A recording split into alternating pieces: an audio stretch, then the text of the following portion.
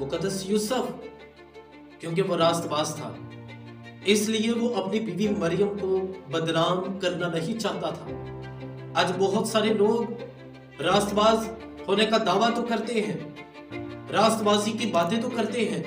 लेकिन वो दूसरों के लिए बदनामी का सबब बने हुए हैं। बाइबल मुकद्दस खुदा का कलाम एक रास्तबाज की खूबी ये भी बयान करता है कि एक रास्तबाज ना तो किसी को बदनाम करता है और ना किसी की बदनामी सुनता है। जब ज़बूर नंबर 15 का हम मुतालिया करते हैं तो वहां पर लिखा है, ऐ खुदा तेरे खैमे में कौन रहेगा, और आगे उसके जवाब में ये बात हमें लिखी मिलती है कि वो जो अपने हमसाये की बदनामी नहीं सुनता है। और मुकद्दस पौलुस रसूल बुरे लोगों की बाबत ये बुरे लोगों की खामी बयान करते हैं कि बुरे लोग क्या बदनाम करते हैं, लेकिन